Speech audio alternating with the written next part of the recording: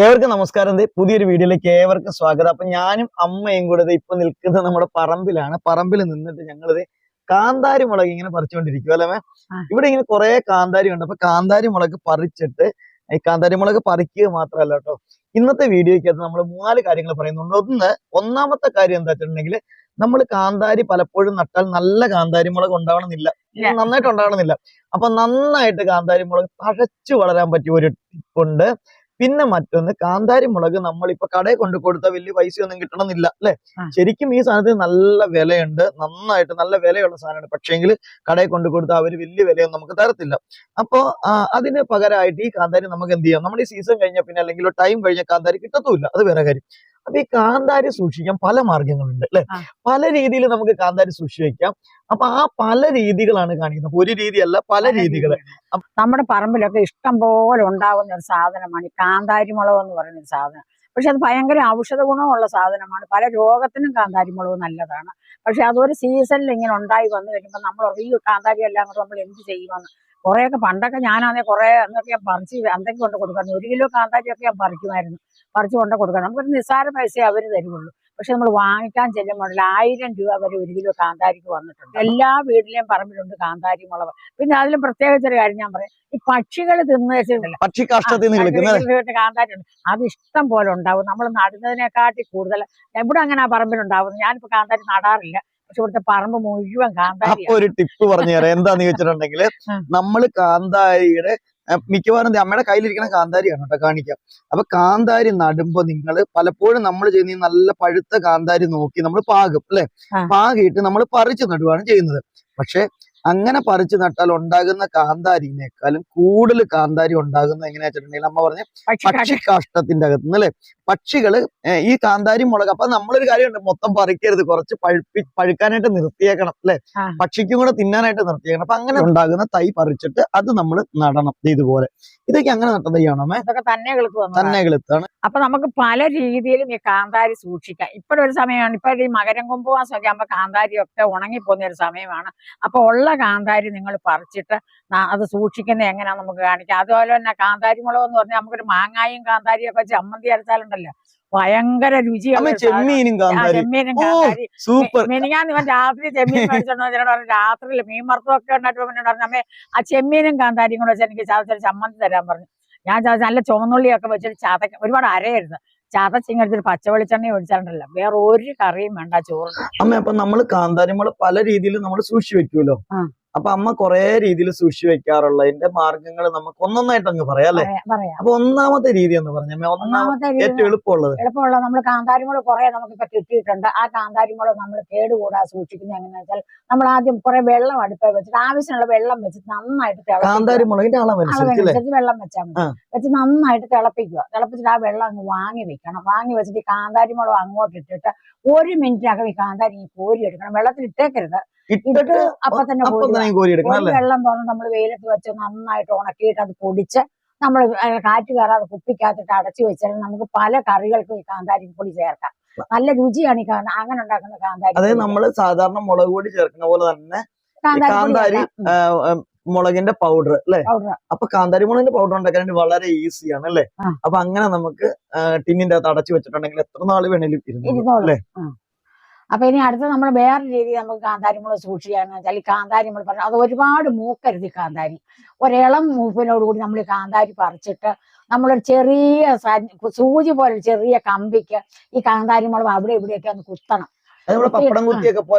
ചെറിയ കമ്പിക്ക്, കാന്താരി ചെറുതല്ലേ, അപ്പൊ ചെറിയ കമ്പിക്ക് നമ്മളൊരു 5-6 കുത്ത് ഓരോ കാന്താരിക്കും കൊടുത്തിട്ട് നമ്മൾ ഇച്ചിരി തൈരും ഉപ്പും കൂടെ അടുപ്പ വെച്ചിട്ട് തിളച്ച് കഴിയുമ്പോൾ ഇത് അതിനകത്തോട്ട് ഇട്ടിട്ട് അതുപോലെ തന്നെ ഇതിങ്ങനെ കോരി എടുത്തിട്ട് വെയിലത്തിട്ട് ഉണക്കുക. അമ്മ തൈര് ഉപ്പ് അടുപ്പ വെക്കാന്ന് പറഞ്ഞാൽ എങ്ങനെ?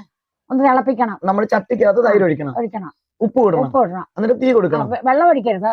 ഈ കാന്താരിമുളക് തീ കത്തിച്ചാൽ പതുക്കെ തിളച്ച് വരുമ്പോൾ ഈ കാന്താരിമുളക് കൊണ്ട് 2 മിനിറ്റ് അതിനകത്ത് ഇരിക്കണം. ഇരുന്ന് കഴിഞ്ഞിട്ട് ഈ കാന്താരിമുളക് നമ്മൾ കോരി വെയിലത്തിട്ട് കഴിഞ്ഞാൽ നമുക്ക് വറുത്ത് കൂട്ടാം. എന്തെങ്കിലുമൊക്കെ സാധനങ്ങൾ നമ്മൾ കഴിക്കുമ്പോൾ നമുക്ക് ചോറിനായാലും കപ്പ തിന്നുന്നതിനായാലും പുരുക്കിനൊക്കെ ഈ കാന്താരിമുളക് വറുത്ത് നമുക്ക് ഇതിന്റെ വാലയിൽ ഇങ്ങനെ നമുക്ക് വാലയിൽ ഇങ്ങനെ പിടിച്ചിട്ട് ഇങ്ങനെ കടിച്ചു തിന്നാം. അപ്പൊ അത് കുത്തണം. കുത്തിയില്ലെങ്കിൽ ഇതിനകത്ത് ഉപ്പും തൈരും കയറത്തില്ല. ഞങ്ങൾ ഓർക്കും ചെറിയ കാന്താരി അങ്ങനെ കുത്താതെ പറഞ്ഞ് കുഞ്ഞ് സൂചി കൊണ്ടോ എന്നിട്ട് 3-4-5 കുത്തു വീതം ഇതിന് കൊടുത്തിട്ട് വേണം നമ്മളിത് അങ്ങനെ ഉണങ്ങാൻ. അങ്ങനെ നമുക്ക് കാന്താരി സൂക്ഷിക്കാം. അപ്പൊ ഇപ്പൊ പറഞ്ഞ രണ്ട് രീതിയിൽ നമ്മൾ കാന്താരി മുളക് ഉണങ്ങി സൂക്ഷിക്കുന്ന കാര്യമാണ്. മൂന്നാമത് നമ്മൾ കാന്താരി മുളക് ഇതുപോലെ തന്നെ ഈ കാന്താരി അടുത്ത ടിപ്പ് അല്ലേ? ഇതുപോലെ തന്നെ കിടക്കും. അടുത്ത മൂന്നാമത്തെ ഒരു സാധനമാണ് ഈ കാന്താരി മുളക്. വർഷങ്ങളോളം ഇരിക്കും. നമുക്കൊരു മാങ്ങാ അതായത് ഈ പച്ച ഇങ്ങനെ തന്നെ അല്ലേ? ഇങ്ങനെ തന്നെ ഇരിക്കും. നമുക്കൊരു മാങ്ങാ ചമ്മന്തി അരയ്ക്കാനോ അല്ലെങ്കിൽ ചക്കയ്ക്ക് അരയ്ക്കാനോ. ഇനി ചക്കയുടെ സീസണാണ്. അപ്പൊ അന്നേരം കാന്താരി കിട്ടാനില്ല. ചക്കയാകുമ്പോ കാന്താരി ഇല്ല, കാന്താരി തീരുവ. അപ്പൊ അങ്ങനെ നമുക്ക് ചക്കയ്ക്ക് അരയ്ക്കാനും മാങ്ങാ ചമ്മന്തി അരയ്ക്കാനും ഒക്കെ ഈ കാന്താരി നല്ലതാണ്. അങ്ങനെ ഞാനും അമ്മയും കൂടെ ഇപ്പൊ നമ്മുടെ അടുക്കളയിലേക്ക് വന്നിട്ടുണ്ട്. വന്നേക്കുന്നത് എന്തിനാ വെച്ചിട്ടുണ്ടെങ്കിൽ നമ്മുടെ കാന്താരി മുളക് സൂക്ഷിക്കുന്ന അടുത്ത ടെക്നിക്കാണ്. ഈ ടെക്നിക്കിന്റെ പ്രത്യേകത എന്താ വെച്ചാൽ ഒരു ബുദ്ധിമുട്ട് നമുക്കില്ല, ഈസി ആയിട്ട് സൂക്ഷിക്കാം. പക്ഷെ ഒരു കാര്യമുണ്ട്, ഈ രീതിയിൽ കാന്താരി സൂക്ഷിച്ചു കഴിഞ്ഞാൽ നമ്മുടെ കാന്താരി ഇങ്ങനെ പച്ചയായിട്ട് തന്നെ ഇരിക്കും. നമുക്ക് ചക്കയ്ക്കും മാങ്ങയ്ക്കും കറിക്കൊക്കെ അരയ്ക്കാനൊക്കെ ആയിട്ട് എടുക്കാം. അപ്പൊ ഇങ്ങനെ തന്നെ കാന്താരി മുളക് വർഷങ്ങളോളം സൂക്ഷിച്ചു വെക്കുന്ന നമ്മുടെ സിമ്പിൾ രീതിയാണ് അടുത്ത നമ്മൾ കാണിക്കാനായിട്ട് പോകുന്നത്. അപ്പൊ അതിനായിട്ട് നമ്മൾ ഇത് കാന്താരി എടുത്തിട്ട് ഞെട്ടൊന്നും കളയണ്ട അല്ലേ? ഒന്നും കളയണ്ട, ഞെട്ട് കളയണ്ട. ഇനിയിപ്പൊ എന്തൊക്കെയാണ് എടുക്കണം? നമ്മൾ അടുത്ത ചെറിയ ചില്ലുകുപ്പി എടുത്തിട്ടുണ്ട്. നല്ലൊരു ചില്ലുകുപ്പി എടുത്തു. ഈ ചില്ലുകുപ്പി നമ്മള് കഴുകി വെയിലത്ത് വെച്ച് ഉണങ്ങി എടുക്കണം അല്ലെ? ഒട്ടും വെള്ളം ഇല്ലാത്ത രീതിയിൽ ഉണങ്ങി. ഇനി എന്താ ചെയ്യണ്ടേ? നമ്മൾ കാന്താരി മുളക് ഇതിലോട്ട് ഇടാൻ പോവാണ്. നേരം കിട്ടാ മതി അല്ലേ? ഓക്കെ. അപ്പൊ നമ്മുടെ കാന്താരി മുളക് എല്ലാം നമ്മുടെ കുപ്പിക്കകത്തേക്ക് അങ്ങ് ഇട്ട് വെക്കുവാണ്. അപ്പൊ വേറൊരു കാര്യം കൂടി ഉണ്ട്. ഈ കാന്താരി മുളക് എടുക്കുമ്പോൾ ഉണ്ടല്ലോ, ഈ കാന്താരി മുളകില് നമ്മൾ രാവിലെയൊക്കെ നല്ല മഞ്ഞിലൊക്കെ എടുക്കുവാണെങ്കിൽ വെള്ളമയമൊക്കെ കാണും. അപ്പൊ അതൊക്കെ ഒന്ന് തോർത്തി വേണം എടുക്കാനായിട്ട് അല്ലെ? വെള്ളമയം ഒന്നും ഇല്ലാതെ വേണം കാന്താരി എടുക്കാനായിട്ട്. അങ്ങനെ ഫുൾ കാന്താരി നമ്മളിത് നമ്മുടെ കുപ്പിക്കകത്തേക്ക് നമ്മൾ ഇട്ട് കൊടുത്തിട്ടുണ്ട്. അപ്പൊ ഇതിന്റെ ഞെട്ടൊന്നും എടുത്തിട്ടില്ലേ, ഇങ്ങനെ തന്നെ അങ്ങ് ഇട്ടേക്കുക. ഇനി എന്താ ചെയ്യാൻ പോകുന്നത്? ഇനി നമ്മൾ അടുത്തതായിട്ട് നമ്മൾ ഇതിനകത്തൊരു ഒരു 3/4 ഗ്ലാസ് വിനാഗിരി ഒഴിക്കും. നമ്മൾ ഇതിനകത്ത് ഒഴിക്കാൻ പോവാണ്. വിനാഗിരി നിങ്ങൾക്ക് ഏത് വിനാഗിരി, സിന്തറ്റിക്കോ അല്ലാത്ത വിനാഗിരി, കള്ളിന്റെ വിനാഗിരി ഒക്കെ കിട്ടും. ഏത് വിനാഗിരി വേണേലും നമുക്ക് വെള്ളം ഒഴിക്കാം. തേങ്ങാ വെള്ളം കൊണ്ട് വിനാഗിരി ഉണ്ടാക്കാം. നമ്മളിവിടെ തേങ്ങാ വെള്ളം കൊണ്ട് വിനാഗിരി ഉണ്ടാക്കാം, കള്ള് കൊണ്ട് വിനാഗിരി നമ്മൾ ഉണ്ടാക്കും ഹോം മെയ്ഡ് ആയിട്ട്. അപ്പൊ അതൊക്കെ നമുക്ക് വേറെ ദിവസം കാണാം. ഇനി ഇതിനെ തന്നെ ചെയ്യാം. നമ്മൾ ഉപ്പിടാൻ പോവാണ്. ഓക്കെ. ഇത് വേണേ കല്ലുപ്പ് വേണേലും ഇടാം അല്ലേ? ഞാൻ 2 ചെറിയ സ്പൂൺ 2 സ്പൂൺ ഉപ്പ് ഇട്ടിട്ടുണ്ട്. കാന്താരി മുളക് കുറച്ചല്ലേ ഉള്ളു, അപ്പൊ നമ്മളത് മതി. അപ്പൊ നമ്മൾ ഇനി അടുത്ത നല്ല വെള്ളം തിളപ്പിച്ച് ആറിയ വെള്ളം ഒഴിക്കണം. പച്ചവെള്ളം ഒഴിക്കരുത്, നല്ല ചൂടുവെള്ളം ഒഴിക്കരുത്. ചൂടുവെള്ളം ഒഴിച്ചാൽ വെന്ത് പോകും. അപ്പൊ നമ്മൾ ആറിയ വെള്ളമാണ് ഇതിനകത്ത് ഒഴിക്കാൻ പോകുന്നത്, തിളപ്പിച്ചാറിയ വെള്ളം. അപ്പൊ വിനാഗിരിയെക്കാട്ട് ഇച്ചിരി കൂടുതലുണ്ട് ഈ വെള്ളം. അപ്പൊ അത് അതിലൊഴിച്ചിട്ട് നമ്മളൊരു ഇതൊന്ന് എല്ലാം കൂടി ഇങ്ങനെ ഒന്ന് അരച്ച് നമ്മൾ അടച്ചങ്ങ് വെക്കുക, മിക്സ് ചെയ്ത് അങ്ങ് വെക്കുക. അപ്പൊ ഇത് ഞാൻ കാണിച്ചു തരാം കേട്ടോ. അപ്പൊ ഈ ഒരു പരുവത്തിലാണ് ഇരിക്കുന്നത്. വിനാഗിരിനേക്കാൾ ഒരല്പം കൂടെ കൂടുതൽ വെള്ളവും കൂടി ഒഴിച്ചത് കണ്ടത് ഈ രീതിയിൽ നമ്മുടെ കാന്താരി ഇങ്ങനെ ഇരിപ്പുണ്ട്. അപ്പൊ ഇതിന്റെ ഒരു പ്രത്യേകത എന്താന്ന് വെച്ചിട്ടുണ്ടെങ്കിൽ, ഇളക്കി കാണിച്ചാമേ. ഇപ്പൊ ഉപ്പെല്ലാം ഒന്നങ്ങ് മിക്സ് ആകും അല്ലെ? അപ്പൊ ഇതിന്റെ ഒരു പ്രത്യേകത എന്താ വെച്ചാൽ, ഈ കാന്താരി എത്ര നാളിനാലും വർഷങ്ങളോളം ഈ കാന്താരി ഇത് ഇങ്ങനെ തന്നെ ഇരിക്കും, ഫ്രഷ് ആയിട്ട്. ഫ്രഷ് എന്ന് വെച്ചാൽ ഇങ്ങനെ ഇതുപോലെ അല്ല, ഇതിന്റെ നിറമൊക്കെ ഒന്ന് അങ്ങ് പയ്യൊന്ന് വാടും അല്ലെ? വാടും. പക്ഷേങ്കിൽ ഇതിങ്ങനെ തന്നെ നമുക്ക് പച്ച കാന്താരി ഉപയോഗിക്കുന്ന പോലെ നമുക്ക് എന്തിനും ഉപയോഗിക്കാം. അപ്പൊ ഇതിങ്ങനെ വെള്ളത്തിൽ കിടന്നോളും. നല്ലതാട്ടോ. നമ്മൾ സാധാ കാന്താരി അരിക്കണേക്കാൾ ഇച്ചിരി ടേസ്റ്റ് എന്ന് വേണേൽ പറയാം. പിന്നെ ഒരു കാര്യമുണ്ട്, ഇത് വെച്ച് ഉണ്ടാക്കുമ്പോൾ ചമ്മന്തിയൊക്കെ അരിക്കുമ്പോൾ ഉപ്പ് ഒന്ന് കൺട്രോൾ ചെയ്യണം അല്ലെ? കാരണം ഇതിൽ ഉപ്പ് പിടിക്കും. അപ്പൊ അതുകൊണ്ട് അത് നോക്കണം. പക്ഷെ ഇത് നമുക്ക് ഇങ്ങനെ, ഇതിന്റെ ഒരു ഗുണം എന്താ വെച്ചാൽ, ഇത് പല രീതി ചമ്മന്തിക്കും കറിക്കും ചേർക്കാൻ മാത്രമല്ല കേട്ടോ. നമ്മുടെ വീട്ടിൽ ഒരു കറി ഇല്ലെങ്കിൽ ഉണ്ടല്ലോ, ഈ കാന്താരിയുടെ 2 കാന്താരി മുളക് ഇങ്ങനെ എടുത്തിട്ട് ഇതിന്റെ ഇച്ചിരി വെള്ളവും കൂടി ഒഴിച്ചിട്ടാണെങ്കിലും കഴിക്കാം. തേങ്ങ അരച്ച് കറി ഉണ്ടാക്കാം അല്ലെ? അത് മാത്രല്ല, ഇങ്ങനെ ഞാൻ ഉദ്ദേശിച്ചത് വെള്ളം ഇങ്ങനെ ഒഴിച്ചിട്ട് കഴിക്കാം. നമുക്ക് അങ്ങനെയും ചെയ്യാം അല്ലെ? അപ്പൊ അത് നമുക്ക് വേറൊരു ദിവസം കാണിക്കാം അങ്ങനെ കറി ഉണ്ടാക്കുന്നത്. പിന്നെ വേറൊരു കാര്യമുണ്ട്, ഇത് വിനാഗിരി ആയതുകൊണ്ട് തന്നെ ഇതിങ്ങനെ വെള്ളം ഇങ്ങനെ ആവശ്യമായിട്ട് കോരി ഒഴിച്ചൊക്കെ കഴിക്കാൻ പോയി കഴിഞ്ഞാൽ വയറിന് പ്രോബ്ലം ഉള്ള ആൾക്കാർക്ക് അതൊരു ബുദ്ധിമുട്ടാകും അല്ലെ? അപ്പൊ അതുകൊണ്ട് അതൊക്കെ നോക്കിയും കണ്ടും വേണം എടുക്കാനായിട്ട്. അപ്പൊ അങ്ങനെയുള്ള ആൾക്കാർ ഈ കാന്താരി മാത്രമായിട്ട് കണ്ടോ ഇങ്ങനെ അങ്ങ് ഊറ്റിയെടുത്തിട്ട് നമുക്ക് ആവശ്യത്തിന് എത്ര കാന്താരി വേണോ അതിന് ഉപയോഗിക്കാം. നമ്മുടെ കാന്താരി സൂക്ഷിക്കുന്ന മറ്റു ചില മാർഗങ്ങൾ കൂടെ നമുക്ക് ഈസി ആയിട്ടുള്ള കുറച്ച് ടിപ്സ് കാണാം കേട്ടോ. അപ്പൊ ഇത് നോക്കി, ഇത് കാന്താരി വെറുതെ ഒന്നുമില്ലാണ്ട് ചുമ്മാ വെയിലത്തിട്ട് ഉണങ്ങി വെച്ചിരിക്കുന്നതാണ്. അപ്പൊ ഇത് ഇപ്പൊ ഉണങ്ങി തുടങ്ങിയിട്ടേ ഉള്ളൂ. ഇതും ഇതുപോലെ നന്നായിട്ട് ഉണങ്ങി കഴിഞ്ഞിട്ടുണ്ടെങ്കിൽ നമ്മൾ നല്ല എയർ ടൈറ്റ് ആയിട്ടുള്ള ടിന്നിൽ ഇട്ട് കഴിഞ്ഞിട്ടുണ്ടെങ്കിൽ കുറേ നാൾ നമുക്ക് ഇരിക്കും. അപ്പൊ നമ്മൾ കാന്താരി വെറുതെ പഴുത്ത് കളയാൻ നിൽക്കേണ്ട, ഇതുപോലെ പറിച്ചിട്ട് നമ്മൾ ഇങ്ങനെ ഉണക്കി വെച്ചാൽ ഇരിക്കും. ഇനി മറ്റൊന്ന്, ഇത് നമുക്ക് കറിക്കകത്തൊക്കെ ഇടാം കേട്ടോ, കറിയിലൊക്കെ ഇടാം. ഇതൊന്ന് കട്ട് ചെയ്തിട്ട് ഇടാം, വറുത്തൊക്കെ എടുക്കാം. ഇതിൽ പക്ഷെ നമ്മൾ ഉപ്പോ സാധനങ്ങളൊന്നും ചേർക്കാണ്ട് സിമ്പിളായിട്ട് ഉണങ്ങുന്നതാണ്. ഇനി മറ്റൊരു രീതിയിൽ ഉണങ്ങിയതാണ് ഇത് ഈ കാണുന്നത് കേട്ടോ, ഈ ടിന്നുകൾക്കകത്തിരിക്കുന്നത്. ഇത് കണ്ടില്ലേ, ഇതിന്റെ ഒരു പ്രത്യേകത എന്താ വെച്ചാൽ ഇത് വർഷങ്ങളായിട്ട് ഇതിന്റെ അകത്ത് ഈ ഇരിക്കുന്ന ടിന്നിലെ നമ്മുടെ കാന്താരി എന്ന് പറയുന്നത് 2022 കാന്താരിയാണ് കേട്ടോ. ഇത് അത്രയും വർഷം പഴക്കമുള്ള കാന്താരിയാണ് ഈ കാന്താരി. ഇത് അതിന് ശേഷം ഉണങ്ങിയതാണ്. ഇത് ഇത്രയും വർഷം ഇരുന്ന കാന്താരി. ഇതെന്താ സംഭവം എന്ന് വെച്ചിട്ടുണ്ടെങ്കിൽ ഇത് നമ്മൾ ഉപ്പിൽ ഉണങ്ങിയതാണ്, ഉപ്പിൽ പറ്റിച്ച് ഉണങ്ങിയതാണ്.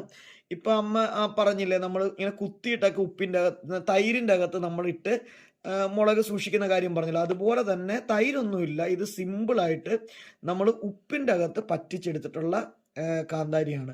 അപ്പൊ ഇതിന്റെ പ്രത്യേകം ഞാൻ തുറക്കാത്ത എന്നാ വെച്ചാൽ ഇതിങ്ങനെ ടിന്നിൽ അടച്ചു വെച്ചിട്ടുണ്ട്. ഇടയ്ക്കിടയ്ക്ക് തുറന്നു കഴിഞ്ഞാൽ പിന്നെ പോകും. അപ്പൊ നമ്മൾ ഈ ടിന്ന് തുറന്നു കഴിഞ്ഞിട്ടുണ്ടെങ്കിൽ പിന്നെ നമ്മളിത് എടുത്തു കഴിഞ്ഞാൽ പിന്നെ ഫ്രിഡ്ജിലേക്ക് വല്ലതും വെക്കണം, അല്ലെങ്കിൽ പൂപ്പൽ പോലെ വരാൻ സാധ്യത. അല്ലെങ്കിൽ ഇതിങ്ങനെ എയർ ടൈറ്റ് ആയിട്ട് അങ്ങ് അടച്ചു വെച്ചിരുന്നു കഴിഞ്ഞാൽ അവിടെ വർഷങ്ങളോളം ഇത് സ്റ്റോക്ക് ചെയ്യാൻ പറ്റും. ഇതിന് പ്രത്യേകിച്ച് നമുക്ക് അങ്ങനെ ഒരു ഫ്രിഡ്ജിലൊന്നും വെക്കേണ്ട ആവശ്യമൊന്നുമില്ല, നന്നായിട്ട് ഡ്രൈ ആയിട്ട് അവിടെ ഇരുന്നാൽ മതി. അപ്പോൾ കാന്താരിയുടെ പ്രത്യേകത വെച്ചാൽ കാന്താരി അങ്ങനെ നമ്മൾ വിചാരിക്കും സാധാ മുളകുകൾ കേടാവണ പോലെ അങ്ങനെ കേടായി പോകുന്ന ഒന്നല്ല. അപ്പോൾ പല രീതിയിൽ നമുക്ക് ഈ കാന്താരി നമുക്ക് സൂക്ഷിക്കാനായിട്ട് പറ്റും നമുക്ക്. അപ്പൊ ഇതിന്റെയൊക്കെ ഒരു കാര്യം എന്താണ് എന്ന് ചോദിച്ചു കഴിഞ്ഞിട്ടുണ്ടെങ്കിൽ, അപ്പൊ നമ്മുടെ വീട്ടിലുണ്ടാവുന്ന കാന്താരി നമ്മൾ വെറുതെ കളയേണ്ട കാര്യങ്ങളില്ല. അപ്പൊ നമ്മളുടെ ഇന്നത്തെ കൊച്ചു വീഡിയോയിൽ നമ്മൾ പറഞ്ഞിട്ടുള്ള കാര്യങ്ങൾ എന്തൊക്കെയാന്ന് വെച്ചാൽ കാന്താരി മുളക് സൂക്ഷിക്കുന്ന ഒരു 5 കാര്യങ്ങൾ. കാന്താരി തൈ ഉണ്ടാകുന്ന മാർഗമാണ് പറഞ്ഞത്. ഇതിപ്പോ ചിലപ്പോ നിങ്ങൾ വിചാരിക്കുകയോ ഇത് വലിയ കാര്യങ്ങളാണ്, നമ്മളൊക്കെ ചെയ്യുന്ന കാര്യങ്ങളല്ലേ എന്ന് വിചാരിക്കും അല്ലെ. പലരും ചെയ്യുന്ന കാര്യങ്ങളൊക്കെയാണ്, പക്ഷെ നമ്മൾ ചെയ്യുന്നതാണെങ്കിലും നമ്മുടെ വീട്ടിൽ ഒത്തിരി കാന്താരിമുളക് ഉള്ളപ്പോ ചിലപ്പോ നമ്മൾ ഇത് ഓർക്കണമെന്നില്ല അല്ലെ. ഇങ്ങനെയൊക്കെ വെക്കാലോ എന്ന് നമുക്ക് എല്ലാവർക്കും അറിയാം ഈ കാര്യങ്ങളൊക്കെ അല്ലെ, എല്ലാവർക്കും അറിയാവുന്ന കാര്യങ്ങളാണ്. പക്ഷെ നിങ്ങളെ ജസ്റ്റ് ഒന്ന് ഓർമ്മിപ്പിച്ചു എന്ന് മാത്രമേ ഉള്ളൂ. നമുക്ക് കിട്ടുന്ന നല്ല ഔഷധ ഗുണമുള്ള സാധനമാണ് കാന്താരിമുളക്. അപ്പൊ അതിനെ നിങ്ങൾ കളയാതെ ഇങ്ങനെ ഒന്ന് സൂക്ഷിച്ചു വെക്കുക. അപ്പൊ നമ്മുടെ ചാനൽ ഇഷ്ടപ്പെടുന്നുണ്ടെങ്കിൽ എന്ത് ചെയ്യണം, ലൈക്ക് ചെയ്യണം, കമന്റ് ചെയ്യാനും മറക്കരുത്. പിന്നെ സബ്സ്ക്രൈബ് ചെയ്യാതാണ് ചാനൽ കാണണമെങ്കിൽ ജസ്റ്റ് ചാനൽ ഒന്ന് സബ്സ്ക്രൈബ് ചെയ്ത് നമ്മളെ ഒന്ന് സപ്പോർട്ട് ചെയ്യുക.